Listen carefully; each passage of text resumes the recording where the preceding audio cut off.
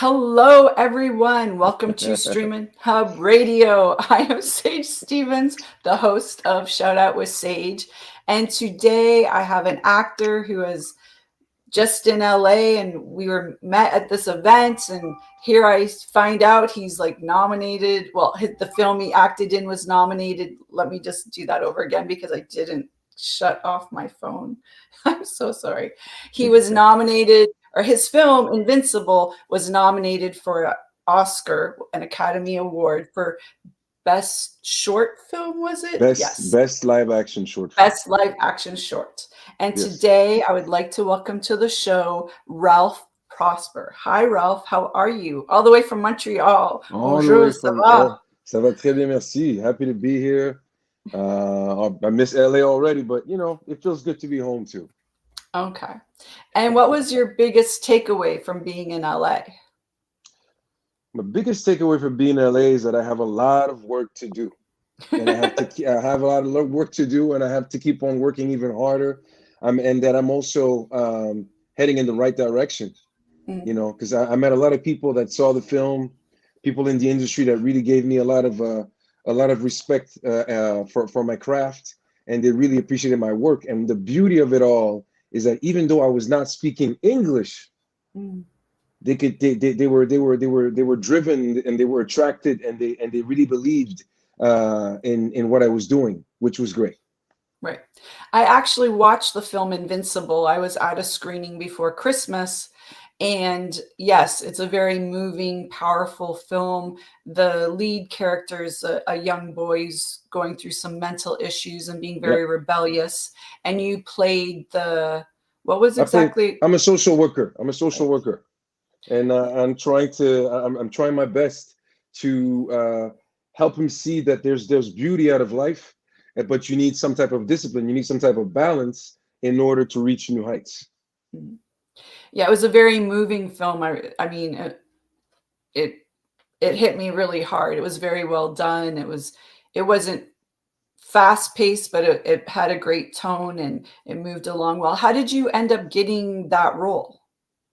Well, interestingly enough, my agent she sent me an email, and this was a short film, and they didn't have a lot of budget, and she said to me, "Listen, here's the script, have a read, and if it's of any interest for you, you don't even need to do an audition. They actually want to Oh, have they want to have a Zoom call with you. They want to have a mm, conversation with you."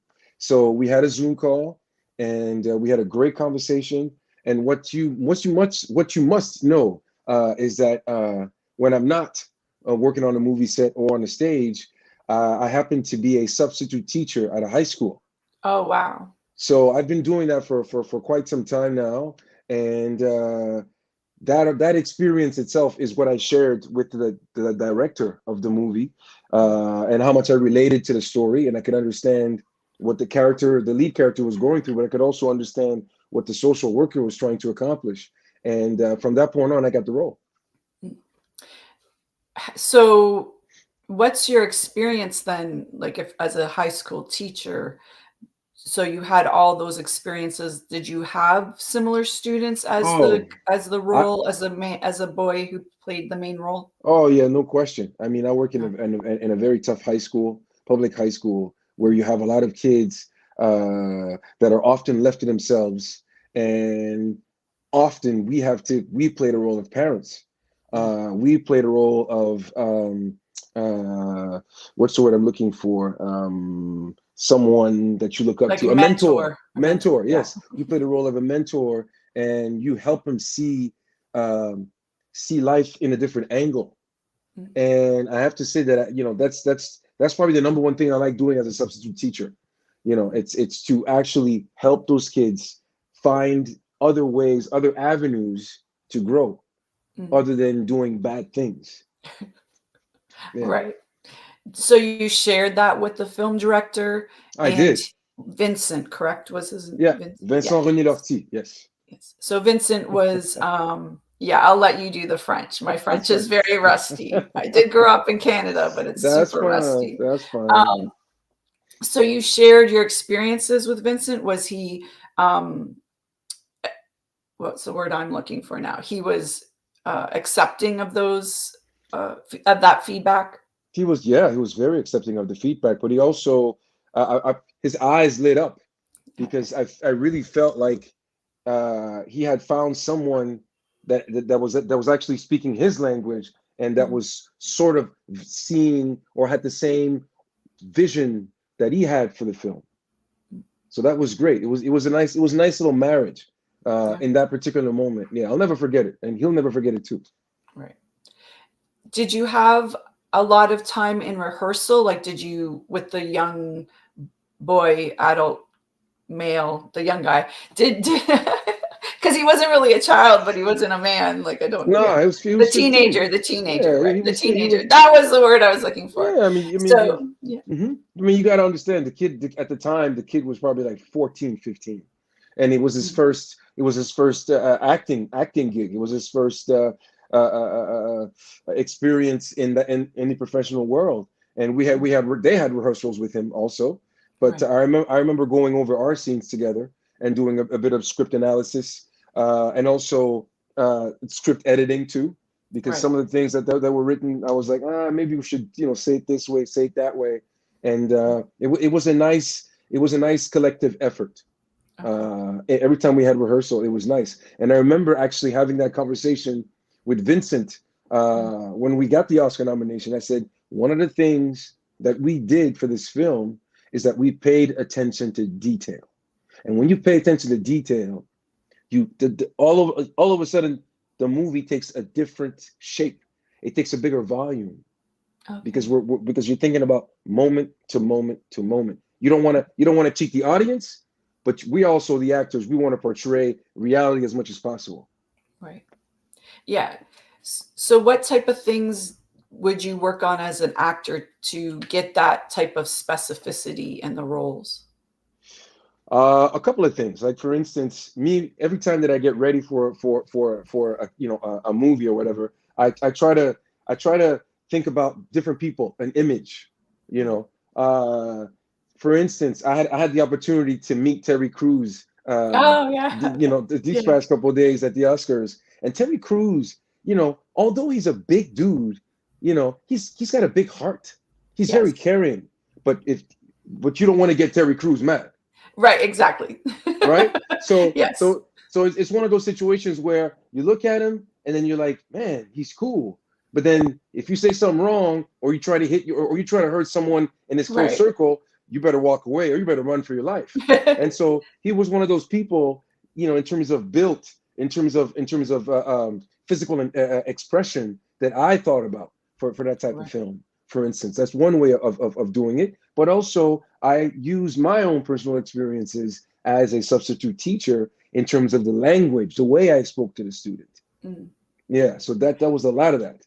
Right. So, do you think the language and the tone, especially, like, I know when people talk to me in a certain tone, you're not, yeah, you're not going to get a good reaction. Do you think that's like really important as a, like, for your role and as a teacher?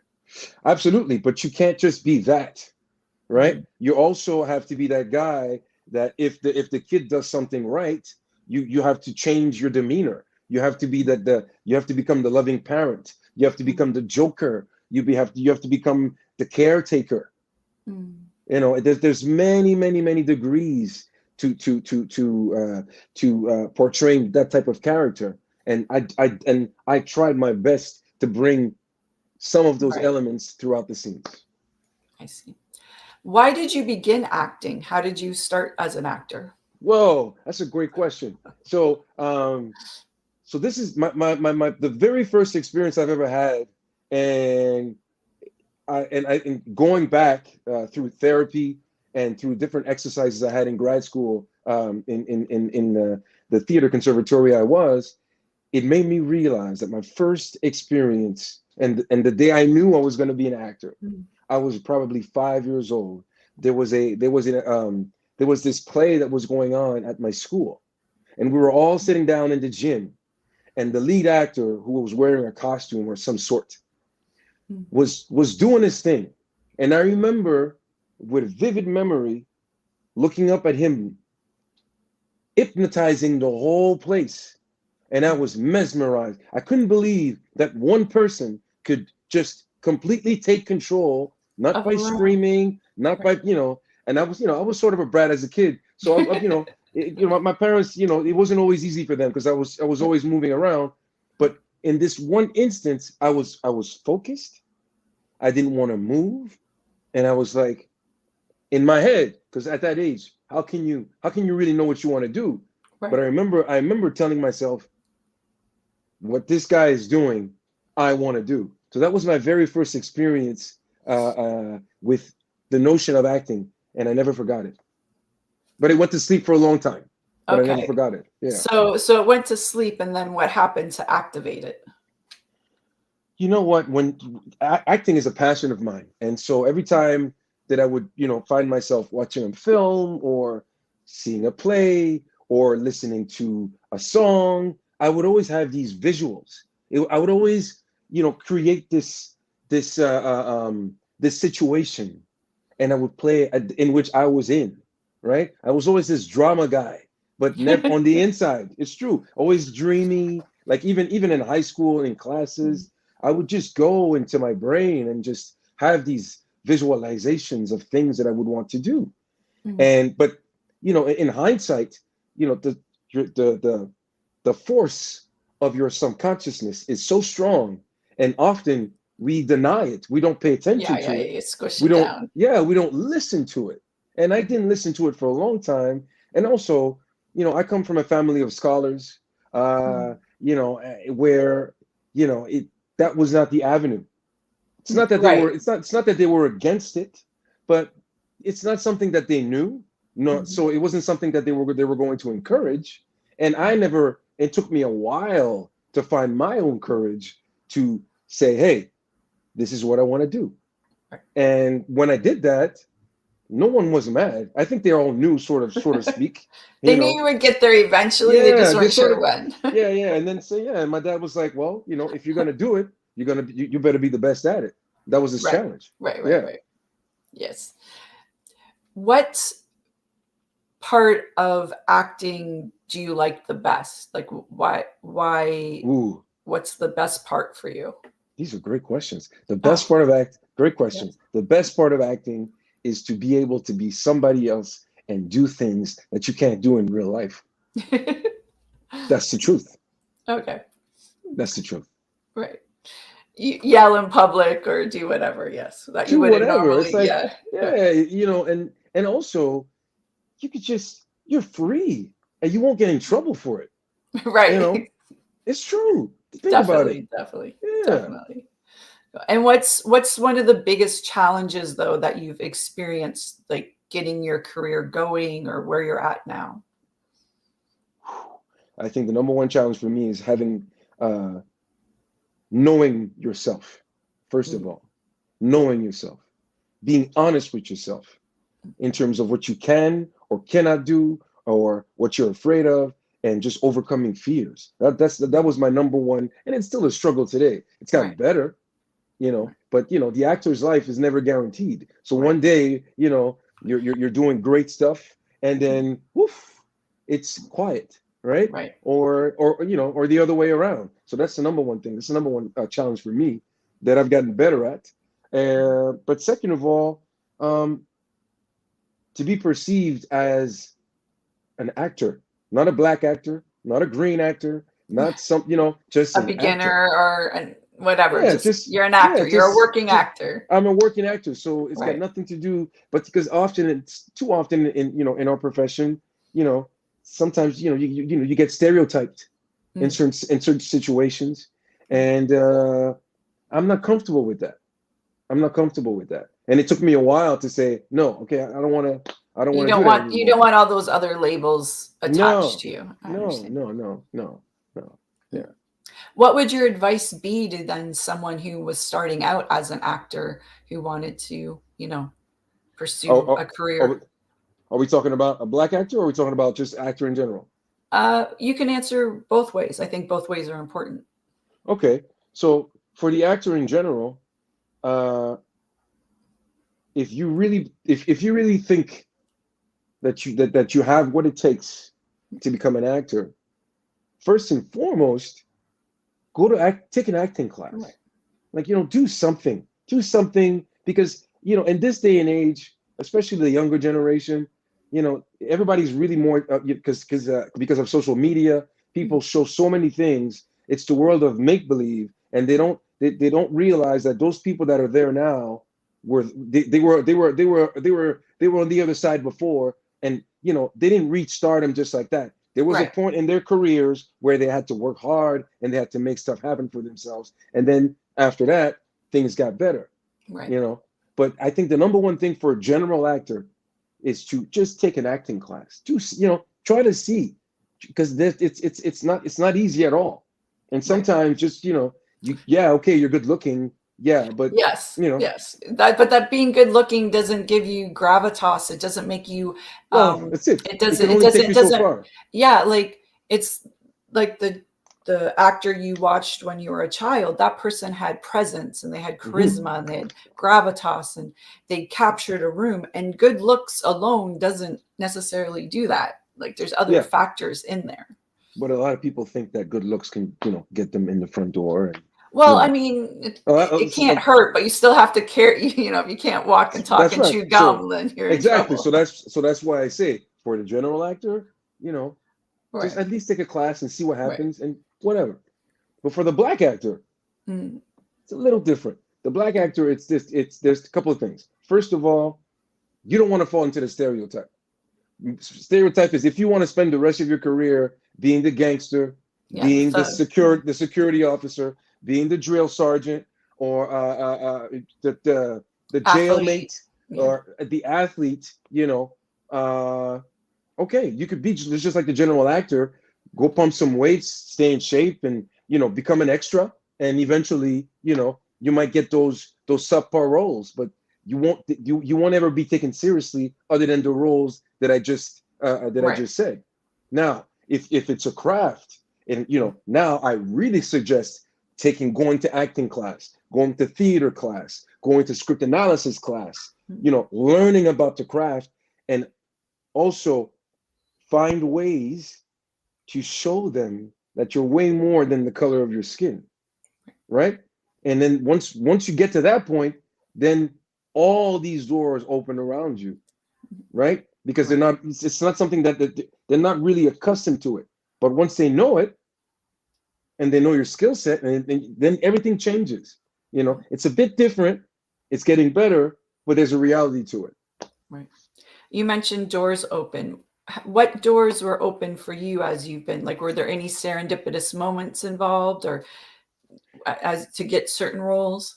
I mean, I have a funny story. So 7 years ago or 8 years ago, uh, I kept on getting these cop roles, Right, but right, right. a day of shooting or here, a day of shooting there, and I remember going to an audition for this new TV show that was about to come out in Montreal, and I auditioned for one of the lead detectives, Mm. and I prepared and I prepared and I prepared, and I got in there. I was ready to rock and roll. Right. And so when I got in there, the casting director who's there, I'll never forget it. So I do my scene, and then she's like, "How come I don't see you on TV?" That was her reaction. How come I Really? don't see you on? Yeah. So how come I don't see you on TV? How come we don't? And then could you just imagine? I'm trying to get there. You can't just say, "Hey, lady, you're right. What's up with that?" You can't.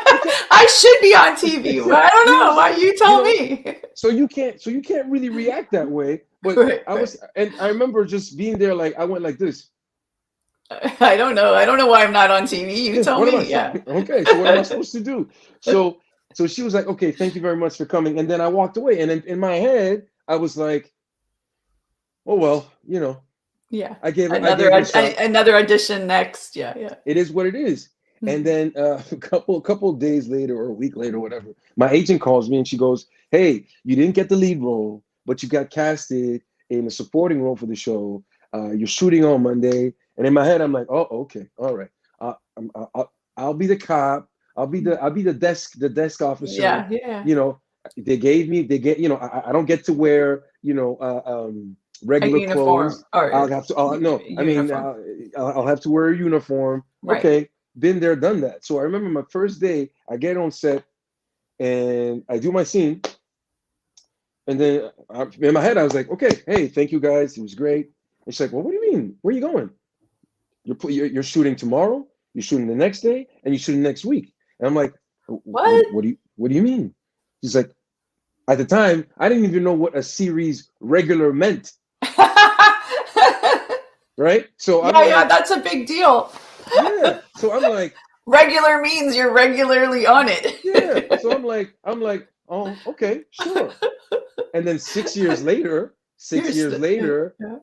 I'm still there. And my role wasn't big, but it was such a blessing in disguise because I was in a lot of scenes and I saw the lead actors. I mean, I got to tell you, that show was the #1 TV show in Montreal. It was called District 31. So it was Okay. happening Yeah, at I've heard of that. Yeah. okay. So the lead actors would have to go through 40 pages of text every day. Wow. It was nuts. And it was like 1 or 2 takes, tops. Whether you had 5 pages or 3 lines, you only had 2 takes. Yeah, it's like you're So I remember sitting there and watching those guys act and having the sides in my hands, seeing, learning, expanding the horizon. It was the best school ever. right. And then lo and behold, I finished that show, and obviously, I started playing in like gazillion TV shows, guest appearances, 3, 5, 6 episodes. Right. That's when my career just went. It's just blossomed. Right. From that one series regular, because that one casting agent really loved you. So that's Absolutely. amazing. So I'm forever grateful. Forever grateful. Yeah. Right. With your Oscar nominated films, there's been 2. So you have also War Witch, which that was the first one. Yes, and that was in 2013. Tell me a bit about that movie and how that opportunity came to you. So War Witch at the time, let me see. I auditioned for War Witch probably in 2011. Yeah, 2011. And one of my very first acting school that I went to, even before university, I went to a school called the Montreal School of Performing Arts, MSOPA. And the president of that school, Miss Josa Maule, shout out to Josa, she was the casting director for that show, for the movie. For the movie. And I remember like it was yesterday. She sends me a message on Facebook. Hey, Ralph, how good are you with languages? Mm-hmm. I'm like, even if I'm not good, am I gonna say I'm bad? You're gonna say, yeah, I'm good. I'll learn it. Like I am great. I am great. Okay, well, I have this director who's about to shoot a movie in Congo, Africa, and why don't you come in and audition for him at the school? And so I remember going to the school, and where everything started for me, and this director's there, and the whole audition was an improv. Oh, wow. Yeah, he would give me situations. This is what's going on. He was super spiritual, This is what very this is zen. Yeah, very. This is what's happening. I want you to be this. You're mean, but you're nice. You're this, but you're that. It's just so funny sometimes how they just think that we could just whatever they said made, even if it makes no sense, you're like, yeah, sure, all right. And in your head you're like, what am I gonna do? What am I gonna do? And so I went for it, and then I got the part. I got one of the parts. And then 2 weeks later, I was in Congo. Africa. Wow. Yeah, so I spent a month out there. And the funny thing about shooting that film, which was special, just like Invincible, the director decided to shoot the movie chronologically. Okay, because that doesn't usually happen, right? That almost never happens. It's too expensive. It's too expensive, right? So let's say, I remember I was there for a month and I was on page 5 and page 26. Right. So in between 5 and 26, I was just hanging. Yeah, the vacation. Yeah. Yeah. I was just discovering Africa, my first time in the motherland. So It was great. But the movie itself, you had this beautiful marriage between Congolese people and Canadian Quebecer people working together and to create this beautiful film that we did. And it was nominated for Best Foreign Language Best Film. Yeah. best foreign film. Yeah, best foreign Right. film Very at the 2013 Oscars. So right. at the time, I remember, I thought I had no idea about how Oscars worked. But Right. in my head, I already saw myself on that red carpet, like, okay, it's happening. I'm there. And then to find out, you make your way to Los Angeles. Okay, you go to events, Yeah. but we never got a chance. We never made our way to the ceremony.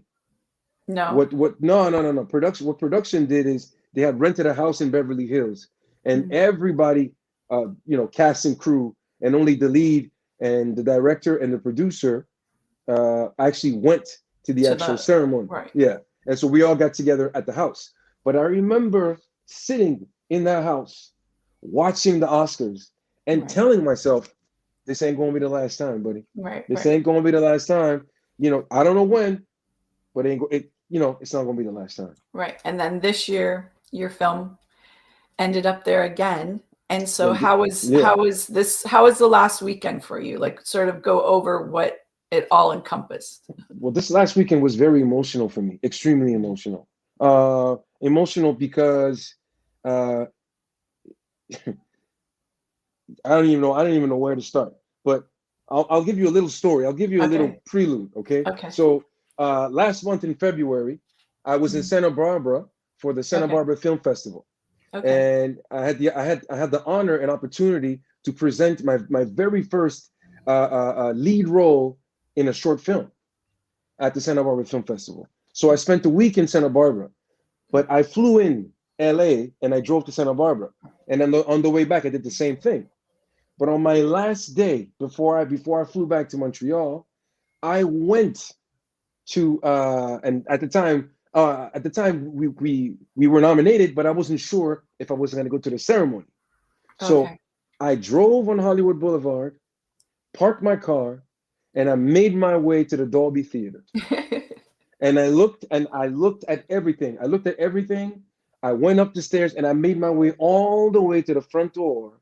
And I was just like, I was manifesting that moment, but I was Right. also trying to find some peace because I had gotten disappointed in 2013. And so I was trying to tell myself, even if you don't make it to the actual ceremony, your work has been recognized and you're there, take your bow and send it off. And Right. so I did the stairs and I walked out and I remember seeing a security guard and I asked the security guard, I said, I just have one question for you. Could you just help me visualize? Remember I told you the Yeah. visualization. I said, help me visualize what happens to this place on Oscar night. And the guy smiled and painted me the image. Oh And wow, that's and amazing. I was just in La La Land, just looking and visualizing that moment.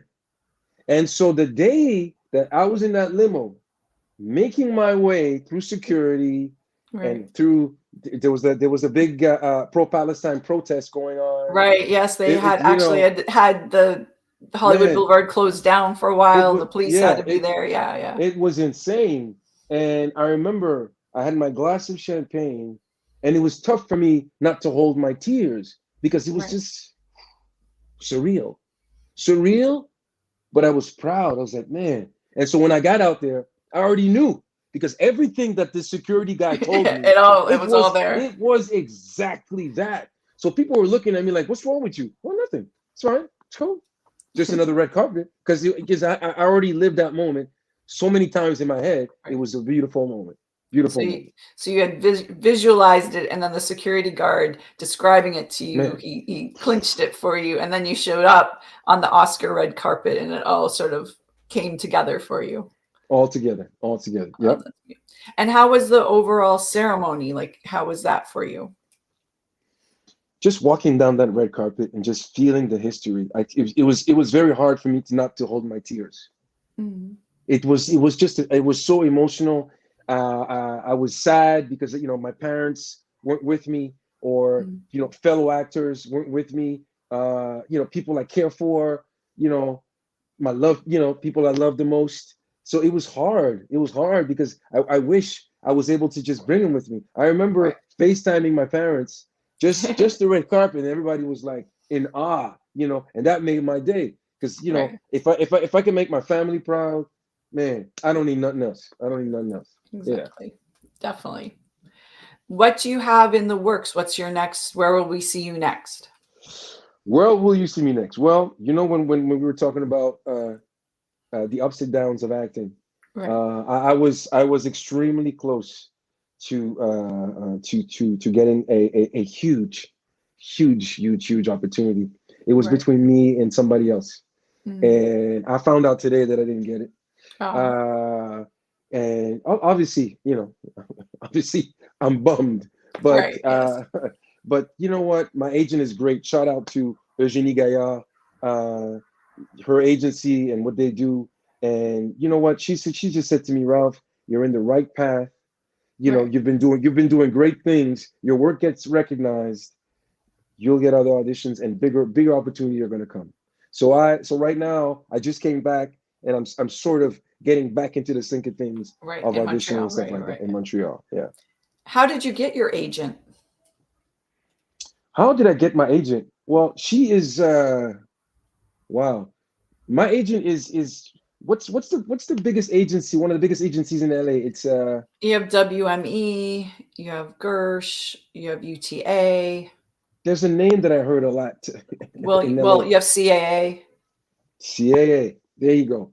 So she's like the equivalent of CAA in Montreal. Okay. She's got like a huge array of A-list actors. It's a very small. It's not big, Right. and I got in contact with her because I was working on a film with her, one of her A-list actors that I Okay. shared scenes with, and we had a great conversation. And he was like, "You got to speak to my agent." And I said, "You know how it works. I can't just call up your agent." Yeah. Yeah. Yeah. So he vouched for me, and then Okay. and then after that we met, and then yeah, There you I've been are. together. Awesome. Yeah, yeah.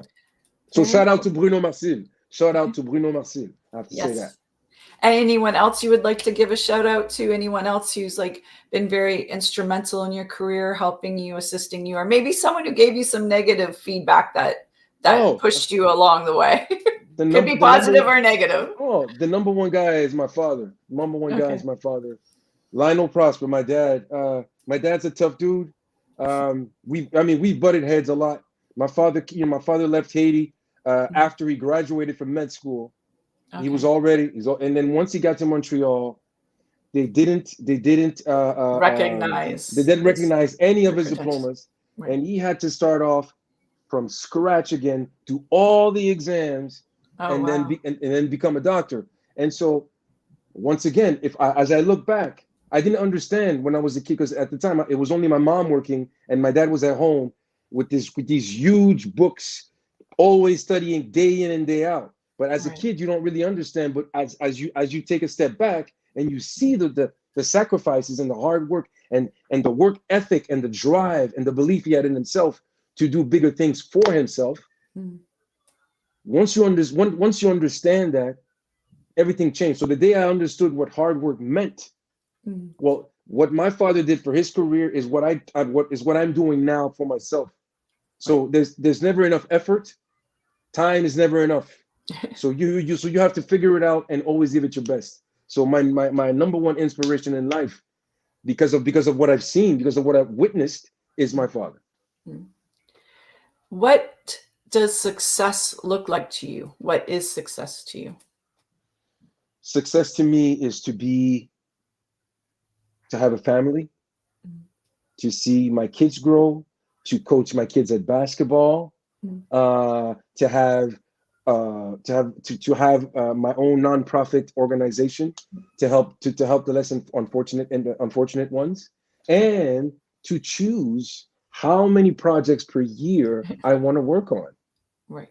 This is the imagery that I want for myself and my family and my wife and everybody. Oh, speaking of that, how do you deal as an actor? Do you find relationships hard to work on or to maintain? It's difficult. It's very difficult. It's difficult because the actor's life it's never stable. And I don't think I've never believed in I've never believed in being with an actress, just two unstable people, it's complicated. It gets complicated. So in my experiences and most of my actor friends, we've always sort of like, connected with people outside of our world where you have one stable person and one creative person doing whatever, right? That's it. And so I've had rocky relationships. I've had difficult relationships, and it's still in the works. And so, but at the same time, the older I get, the easier it is for me to express what I need. Because sometimes I find that artists have difficulties expressing exactly what they need. So, which makes it 10 times more difficult for someone who's not in that environment to understand. So you have to be able to express yourself and really say what you need. Meaning like what you need emotionally or physically or all of the above? All of the above. All of the above. All of the above. Yeah. Okay. For someone living outside of the US, do you feel that do you yourself feel like you need to come to LA eventually, or you think there's enough work for you in Montreal, or what are your thoughts on, being an actor outside of the LA system? So younger, I'll probably say 15 years ago, for the longest of time, I had the LA dream. I really wanted to.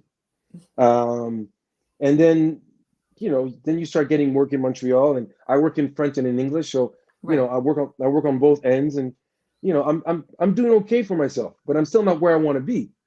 But as you get older, you're like, okay, am I really now at a point where I could pack up my suitcase and just get up in my van and, drive, I don't know. Drive across North America from Montreal to LA and start over. No, it's not even an option for me anymore. But I have to say that spending 4 days in LA for the Oscars, meeting all these actors, these producers, writers and whatever, and people giving me, telling me, hey, we see you in LA. Hey, what? You need to get yourself a manager. Hey, I'm telling you, your skill set is where it needs to be to have a fruitious career in LA. Los Angeles. Yeah. In Los Angeles. And so now, I was like, that the fire and the desire of testing the market is there again. So that's also what I'm trying to get going with my agent and also the connections that I've developed in the past 4 days. Because you know how it is. You can't wait too long because then people forget you. Yeah. You have to keep the coals high. You got to keep that ball rolling. Exactly. Keep the momentum going. Yes, definitely. That's it. So how do we find you on social media? So you can find me on Instagram. My Instagram is official Ralph Prosper. And that's pretty much it. That's my professional link. Okay. Yeah. And is there anything else you would like to mention before we go today? Is there anything we should look out for coming from you? Acting wise? Anything to look out for acting wise? Or anything wise, but like life wise? No, acting wise. I really I know that greatness and real tough character choices will come my way, and it will be performances that will not be forgotten. Very good. Well, thank you so much for joining us today. Thank you for It your was time. So great Thank meeting you when you were here in LA. Absolutely. And I hope to see you on a screen soon. And, maybe next year you'll be back at the Oscars and we'll get to run into each other again. Exactly. So, okay. Well, cool. Well, thanks everyone for joining us today on Shout Out with Sage. And we will see you next time. So bye, everyone. Bye, Ralph. Bye-bye. Thanks so much. Thank you. Bye. Bye-bye.